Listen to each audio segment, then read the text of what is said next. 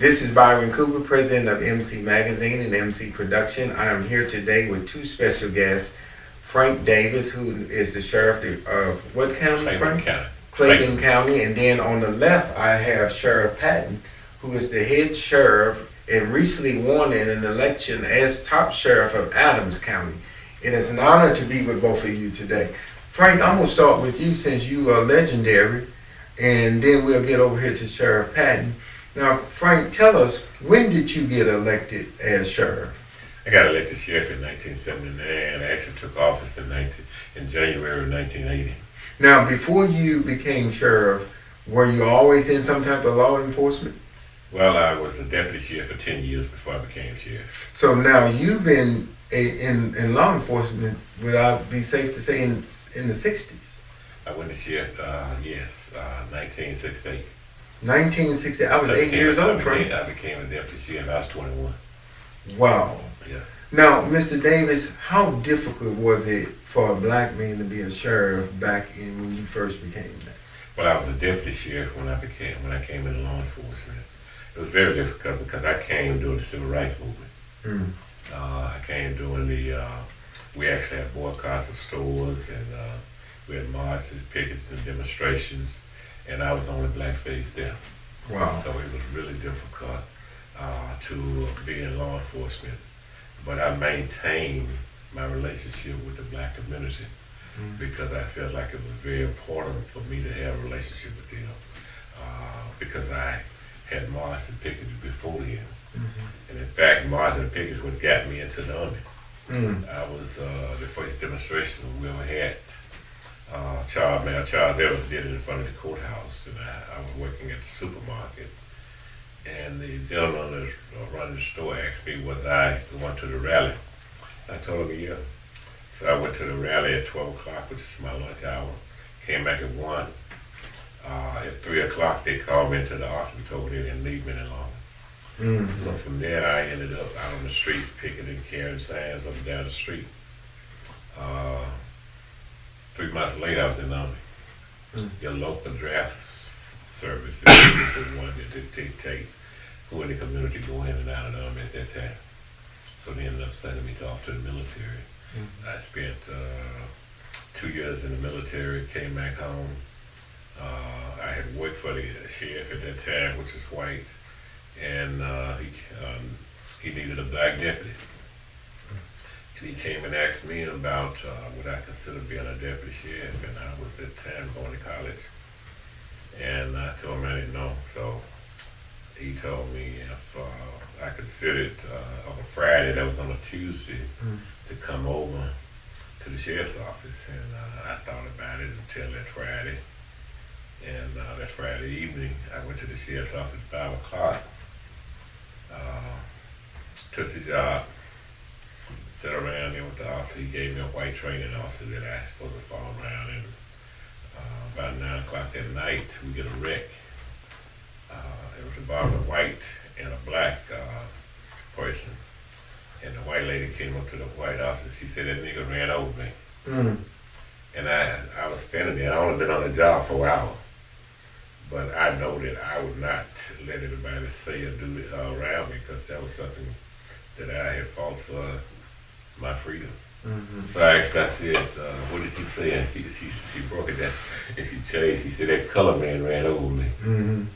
And that was really the start of my career.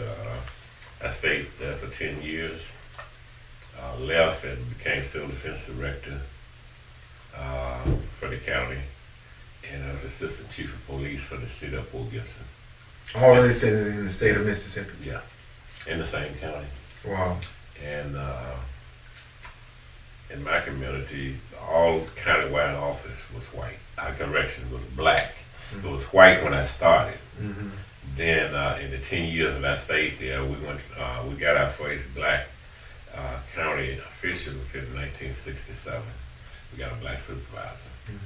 And from there to 1979, all county officers was black.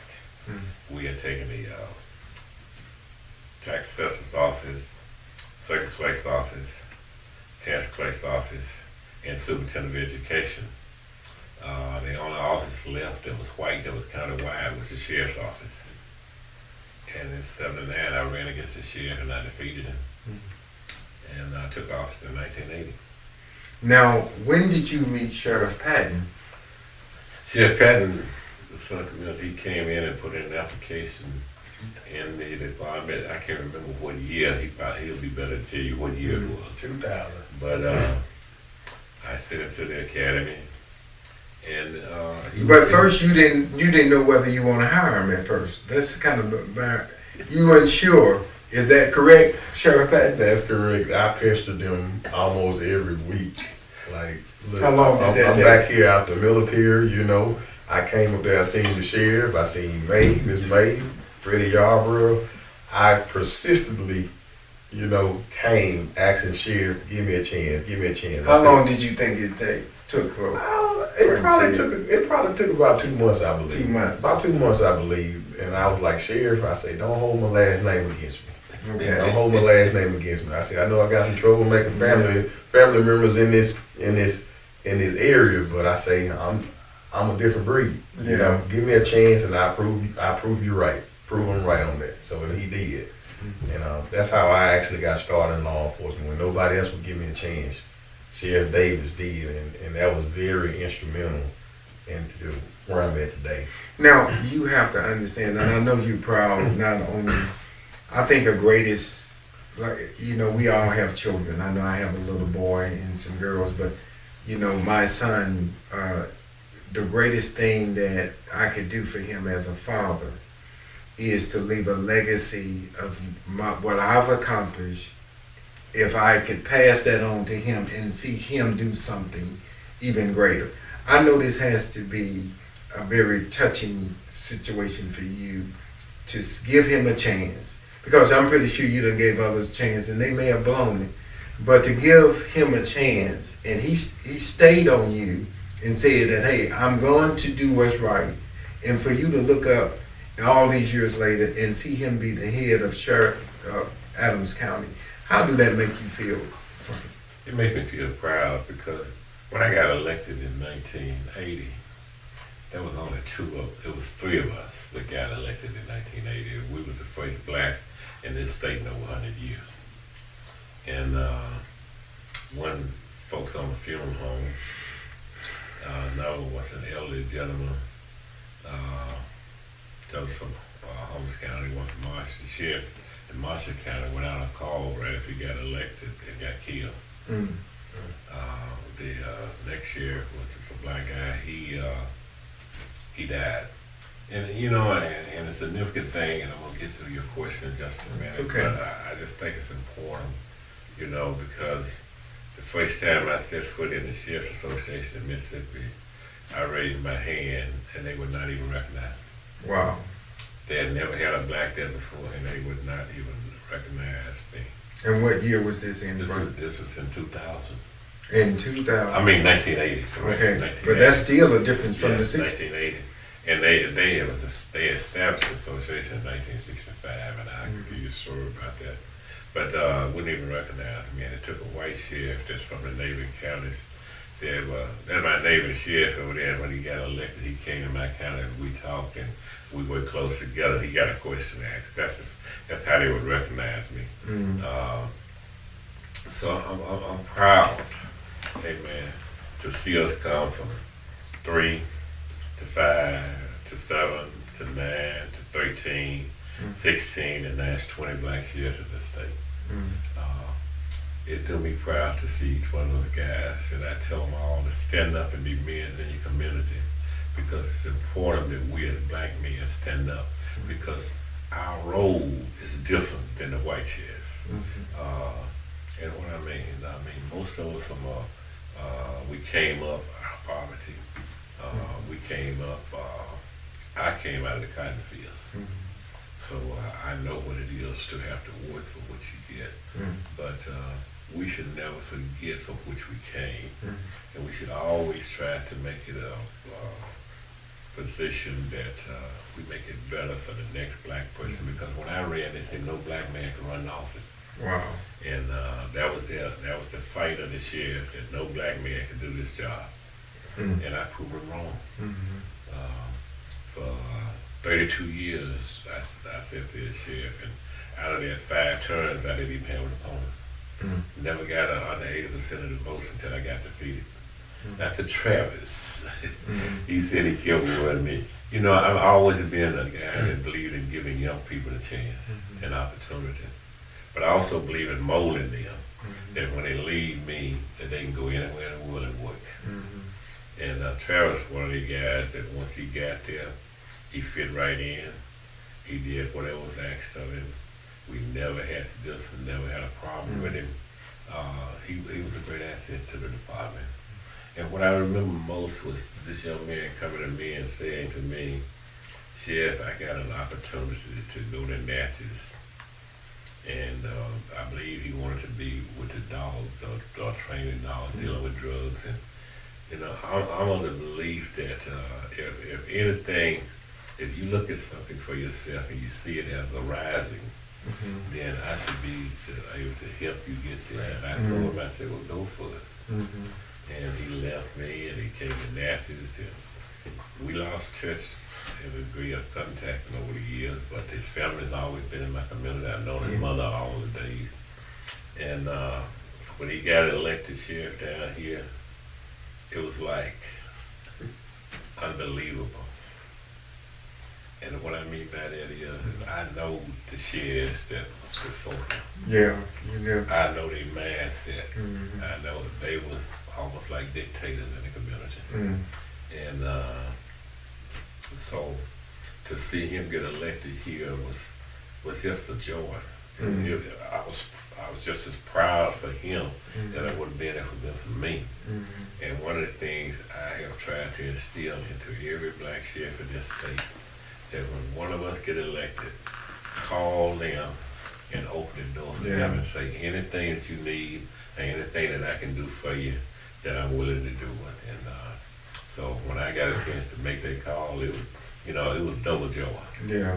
And then when you hear somebody say, he gave me my start and he gave me my chance, you know, and I'll say to him, I might have gave you the job. You did your start, and you made your chance work for you. Amen. And that's what it's about. Sheriff Patten, what do you had no idea? You knew in your heart what you wanted to be, but did you have any idea that this would happen in the way it happened for you? Because I mean, it's people flew out of state because they just could not believe what had took place. I mean, one, if I recall, was a very well-known attorney, flew on his private plane to come and see, well, is this really real? What's going on down here? Is that correct? That is correct. Benjamin Crump. He did fly down on election night, and he walked in and say, I just had to witness history. You know, and I felt somebody tap me on my shoulder, and I look around, I'm like, you know, and I see all the people, but then I see this face that I remember from the Trayvon Martin case, and it was Benjamin Crump, and I couldn't believe that this man was actually in Natchez. And he said, I just had to see and witness history for myself. But it was an unbelievable thing, and knowing my younger career, no, I didn't think that this day would ever come, because, you know, when you're younger, especially when you're just getting in law enforcement, you pretty much running a gun. You know, you want to do all the hot action stuff. You want to do the K9. You want to do the narcotics, undercover and all that. And that's what I wanted to pursue it at that time. But I didn't know the plan that God had for me. You know, and it started with Sheriff Davis hiring me. It started there. And then it proceeded on to Natchez. And who knew that me going to Natchez was a seed being planted so that this reputation could be built before the election time even came in order for me to be able to win that thing overwhelmingly. Because prior to this election, I had never run for anything. I never ran for anything in high school. I never ran for anything in politics, in public. And prior to this election, I have never even spoken in public, other than in church. You know, prior to this election. So that first forum, you know, it was intense, but I just felt like the Lord had gave me peace up there before I got on that stage and went to speaking. And what people didn't know is that me, my wife, and one other lady, we went in a corner and we prayed before I took that stage. And I say, Lord, I don't know what kind of questions they're gonna ask because they didn't give me anything, any list of questions or anything like that that they were gonna ask. So I asked for him to just speak clearly and thoroughly through me to his people. And so when they got up there and they started asking these questions, I could feel this calm come over me, and the rest was pretty much history from that point on. Prior to that, people weren't giving me a chance. They were like, this guy, we don't know him. The political people didn't give me a chance. The business leaders, they didn't give me a chance. Yeah. But from the work that was plowed prior to that, though, building houses, doing real estate, doing mortgages, doing law enforcement, Navy career, my whole career has always been centered around serving people. And who knew that all those people that were helped along the way, that I never even thought anything of it. All I thought I was doing was just doing the right thing by people. Who knew that would all come back 100-fold and pay off like it did? Right. And after the first round ended up getting 41%. People thought I was going to get blew out the water. No chance at all. And I'm just going to be honest, certain communities I went to and I asked for support, they were scared. They was like, you don't have a chance. I was even told that I was going to get hung. In my own community. And I'm like, what do you mean I'm going to get hung? This is 2015 at the time. I'm like, no, I don't think so. But all I could hear the whole time was the Lord saying, son, keep pushing.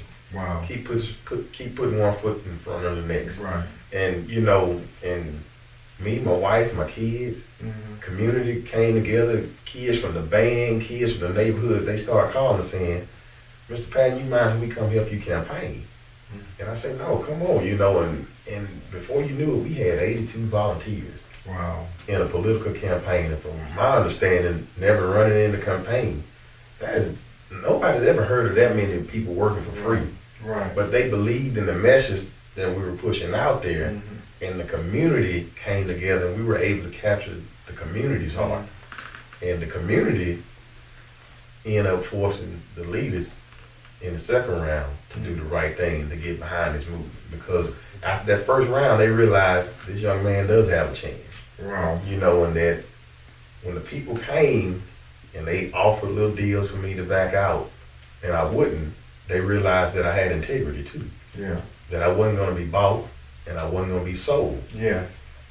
And and turning down some of the money offers, Wow. and the job offers and the positions, I told them it's all or nothing for me. Yeah. Either I'm going to win or I'm going to continue on doing mortgages. Either one is fine with me at this point because I was doing mortgages and I was doing law enforcement at the same time.